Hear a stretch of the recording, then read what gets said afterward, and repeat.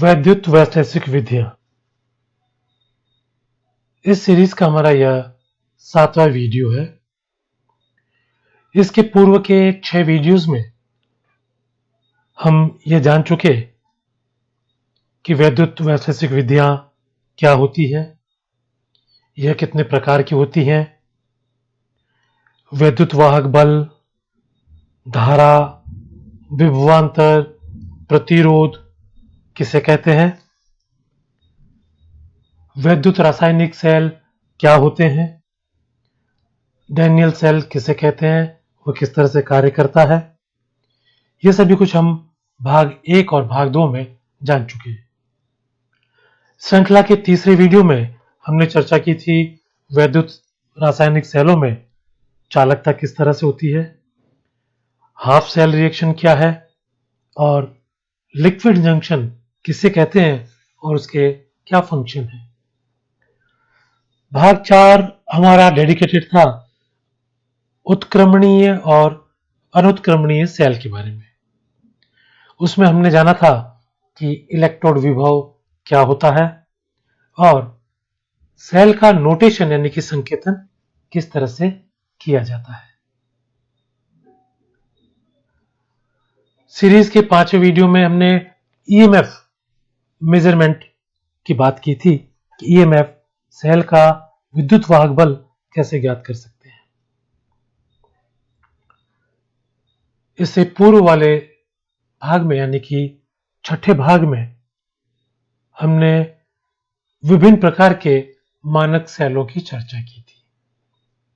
हमने जाना था वेस्टर्न का संतृप्त मानक सेल और वेस्टर्न का असंतृप्त मानक सेल। फिर हमने चर्चा की थी कि पीएच किसे कहते हैं और पीएच का निर्धारण किस तरह से किया जाता है। पीएच के निर्धारण के लिए विद्युत वाहक बल यानी कि ईएमएफ का महत्वपूर्ण रोल है और वैद्युत वैश्लेषिक विधियों के द्वारा किसी विलयन का पीएच ज्ञात करने के लिए हमें एक संदर्भ इलेक्ट्रोड की आवश्यकता होती है। संदर्भ इलेक्ट्रोड यानी रेफरेंस इलेक्ट्रोड की। तो आज के इस 7वें भाग में हम चर्चा करेंगे संदर्भ इलेक्ट्रोड की। आइए जानते हैं कि संदर्भ इलेक्ट्रोड यानी कि रेफरेंस इलेक्ट्रोड कहते किसे हैं। किसी इलेक्ट्रोड के विभव का निर्धारण करने के लिए उसे किसी दूसरे ज्ञात विभव वाले इलेक्ट्रोड से जोड़ा जाता है। इसी दूसरे इलेक्ट्रोड को संदर्भ इलेक्ट्रोड कहते हैं। यह हम पूर्व में चर्चा कर चुके हैं कि किसी भी सेल का जो पूर्ण विभव आता है वह उनके दोनों इलेक्ट्रोड के विभव का योग होता है।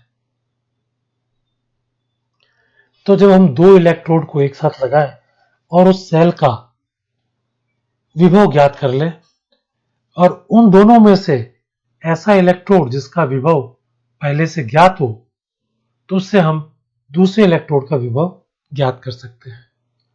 तो वह इलेक्ट्रोड जिसका कि विभव हमें पहले से ज्ञात हो और उसे किसी अन्य इलेक्ट्रोड के विभव को ज्ञात करने के लिए उपयोग में लाया जाता हो, इसे हम संदर्भ इलेक्ट्रोड कहते हैं।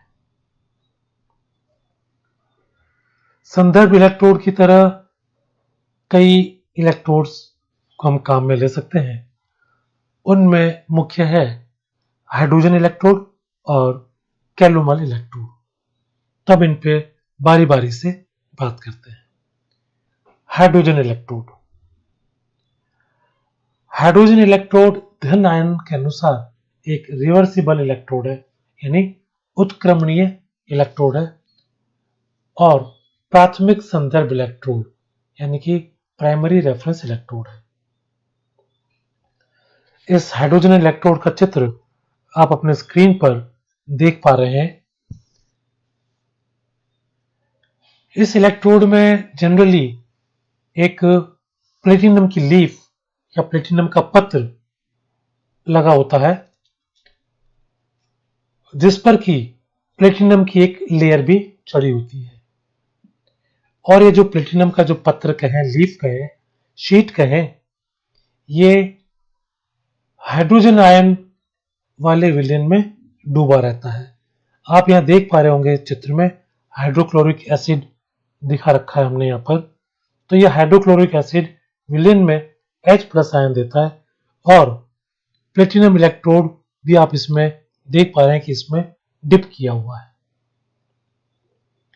विशुद्ध हाइड्रोजन गैस एक वायुमंडलीय दाब पर हाइड्रोजन आयनों के इकाई सक्रियता वाले विलयन से गुजारी जाती है। तो जैसा आप चित्र में देख पा रहे हैं कि इसमें हम हाइड्रोजन गैस एक वायुमंडलीय दाब यानी कि 1 एटमॉस्फेरिक प्रेशर पर इसमें डाल रहे हैं और जो विलयन में हाइड्रोजन आयन की सक्रियता है वह यूनिट यानी कि इकाई है। और जब इस तरह का संयोजन कर लिया जाता है और इसका जो 25 डिग्री सेल्सियस पर जो मान आता है उसे हम आर्बिट्रेली 0 मान लेते हैं।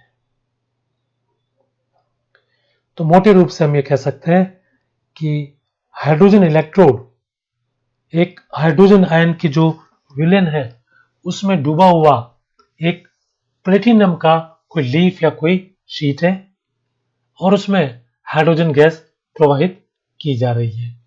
और यह जो संयोजन हुआ है सेल का, इसका जो विभव आता है उसे 25 डिग्री सेल्सियस पर 0 के बराबर मान लेते हैं।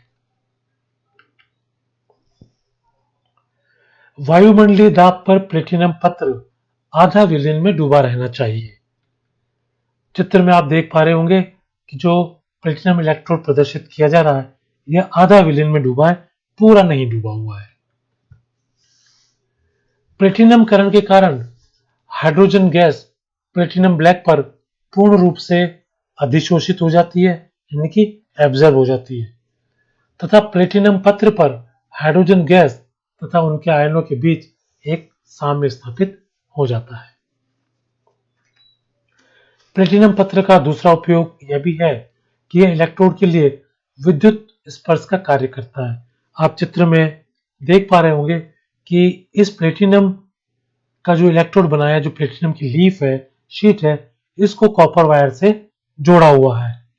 तो यह जो है विद्युत स्पर्श का कार्य कर रहा है क्योंकि प्लेटिनम एक उत्कृष्ट धातु है। यह धातु विलयनों के प्रति अक्रिय रहता है तथा सही विद्युत वाहक बल मापन में सहायक होता है। इसीलिए हमने जो ये लीफ ली है, जो इलेक्ट्रोड बनाया है, वह प्लेटिनम का बनाया गया है। इलेक्ट्रोड एवं इलेक्ट्रोड अभिक्रिया प्रदर्शित करने के लिए आप अपने स्क्रीन पे नीचे देख पा रहे हैं कि इलेक्ट्रॉन का जो निरूपण है वह किस तरह से किया गया है और इलेक्ट्रोड पे जो अभिक्रिया हो रही है वह भी किस तरह से हो रही है।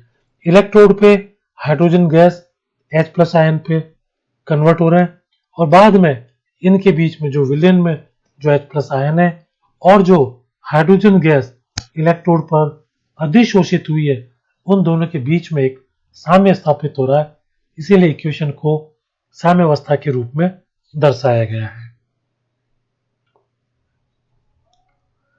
हाइड्रोजन इलेक्ट्रोड में हाइड्रोजन गैस का प्रवाह इलेक्ट्रोड के समीप विलयन को हाइड्रोजन से संतृप्त रखने मात्र के लिए किया जाता है।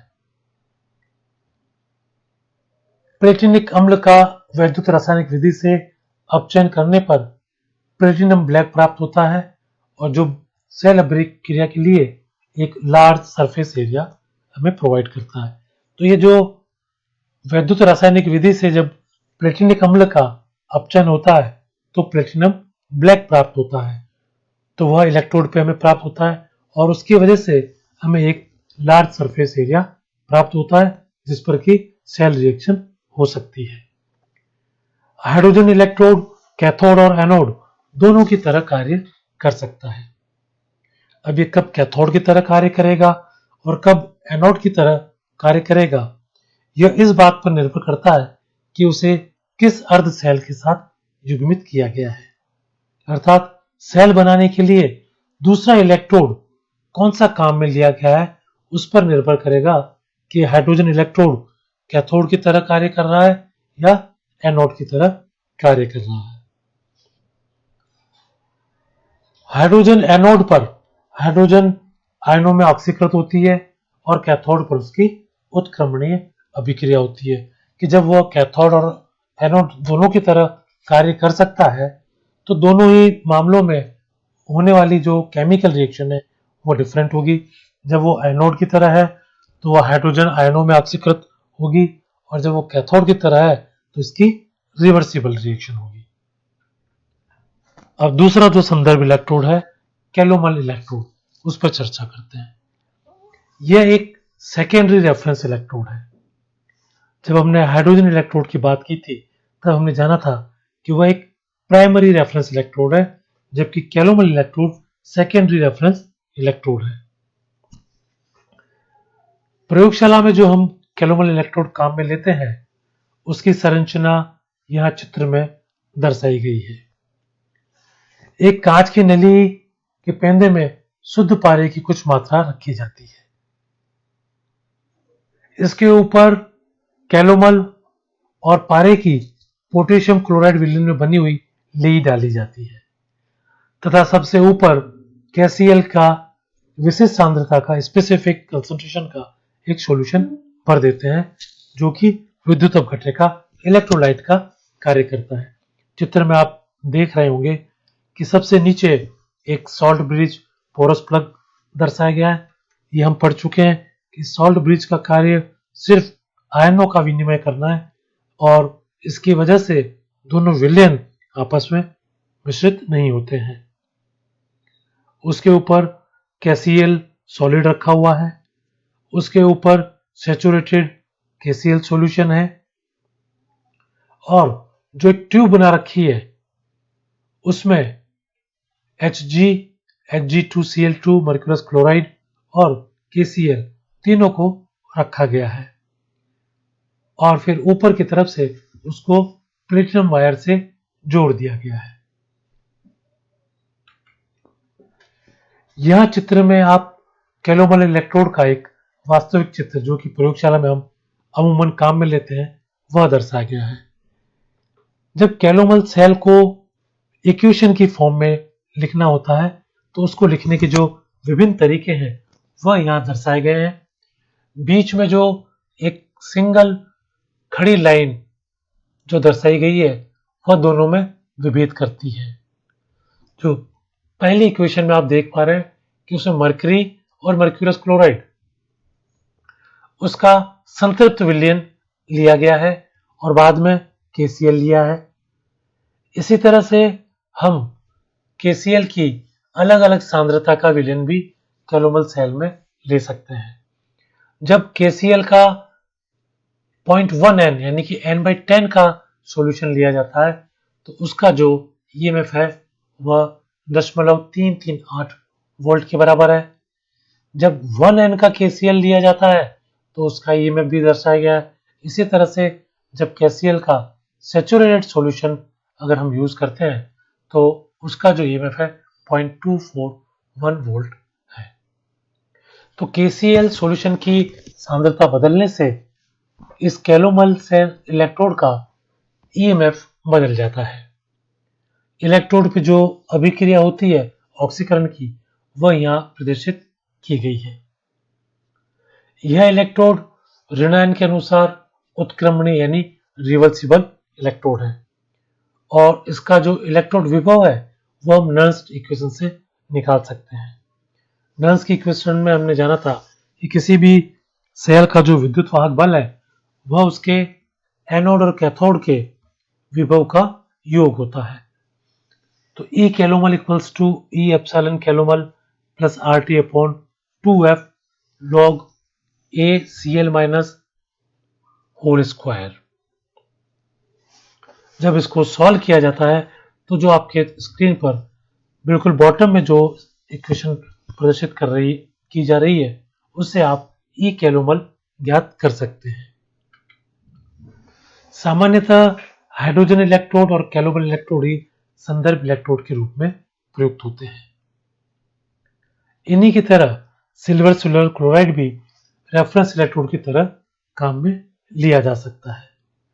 कुछ अन्य संदर्भ इलेक्ट्रोड जिनका उपयोग भी हम कर सकते हैं उनमें है oxygen electrode, antimony electrode, twin hydrogen electrode और ग्लास इलेक्ट्रोड।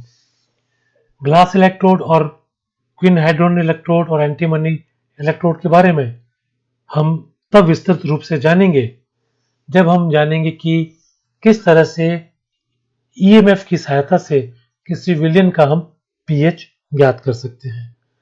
तो आज के वीडियो में हमने जाना कि रेफरेंस इलेक्ट्रोड किसे कहते हैं। मुख्यतः दो रेफरेंस इलेक्ट्रोड का हम उपयोग करते हैं, वह है हाइड्रोजन इलेक्ट्रोड और calomel electrode. Hydrogen electrode primary reference electrode है और calomel electrode secondary reference electrode है।